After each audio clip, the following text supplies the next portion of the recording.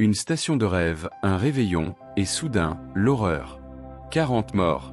Des dizaines de blessés. Une nuit qui bascule.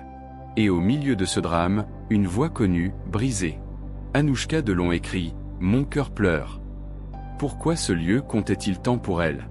Que s'est-il réellement passé à Crans-Montana? Et comment cette tragédie ravive-t-elle d'autres blessures dans la famille Delon? Restez avec nous. Bonjour à tous et bienvenue sur la chaîne. Aujourd'hui, retour sur un drame qui a bouleversé la Suisse et profondément touché Anouchka Delon.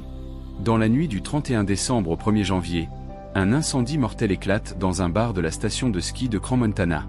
Un lieu de fête transformé en enfer.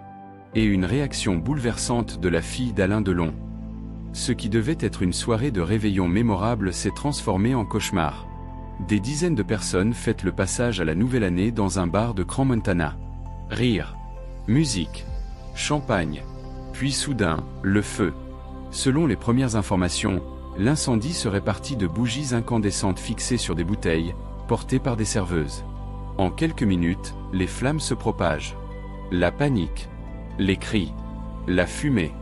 Le bilan est terrible, 40 morts, 119 blessés, dont 14 Français. Une tragédie absolue. Crans-Montana n'est pas une station comme les autres. Pour beaucoup, c'est un lieu de vacances, de ski, de fête. Mais pour Anouchka Delon, c'est bien plus que ça. Elle y a grandi. Elle y a ri. Elle y a fait ses premières descentes à ski. Elle y a construit des souvenirs. Avec ses amis. Avec sa famille. Et surtout, avec son père. Le 1er janvier, au lendemain du drame, Anouchka Delon publie une photo de Crans-Montana sur Instagram. Et en légende, ces mots, simples, mais déchirants.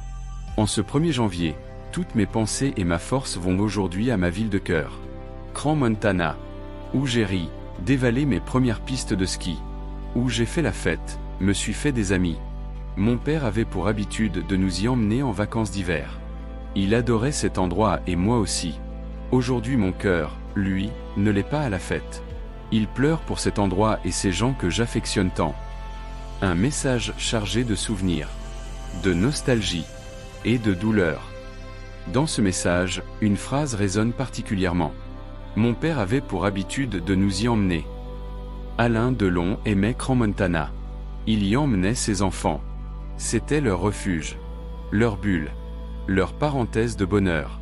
Aujourd'hui, ce lieu est marqué par le drame. Et pour Anouchka, c'est comme si une partie de son passé heureux venait d'être brûlée avec ses flammes. Cette tristesse arrive dans un contexte déjà très lourd pour Anouchka Delon. Quelques mois plus tôt, elle a perdu son père, Alain Delon, disparu le 18 août 2024. Un deuil immense. Et à peine le temps de se reconstruire, que la guerre familiale éclate. Son petit frère, Alain Fabien Delon, attaque. Au micro de RTL, il annonce une procédure en justice suisse contre Anouchka et leur demi-frère Anthony. Il demande l'annulation d'un second testament signé par leur père, faisant d'Anouchka la seule héritière du droit moral. Une décision qui met le feu aux poudres. Une famille déjà fragilisée, désormais déchirée. Loin de se taire, Anouchka Delon répond. Dans un long texte, elle décrit son frère comme un petit garçon très en colère. Elle le compare à Brutus ou Judas, accusant de vouloir poignarder sa sœur dans le dos et de trahir les liens du sang sur la place publique. Des mots forts, violents, douloureux. Autant dire que la guerre des Delon est loin d'être terminée. En quelques mois, Anouchka Delon a tout encaissé. La perte de son père, les attaques de son frère, et maintenant, la tragédie de sa ville de cœur. 3 coups, 3 blessures, 3 chocs émotionnels. Et pourtant, elle trouve encore la force de penser aux autres, aux victimes, aux familles, à cette ville qu'elle aime. Le drame de Crans-Montana n'est pas qu'un fait divers. C'est une tragédie humaine. Et pour Anouchka Delon, c'est une blessure intime. Quand elle écrit « Mon cœur pleure », ce ne sont pas des mots de star. Ce sont les mots d'une femme, d'une fille, d'une enfant de cette ville. Et dans ce silence enneigé, ses larmes résonnent avec celles de toutes les familles endeuillées. Si cette histoire vous a touché, n'hésitez pas à aimer la vidéo, à vous abonner et à laisser un message de soutien pour les victimes de Crans-Montana en commentaire. Merci à tous pour votre fidélité, et à très bientôt.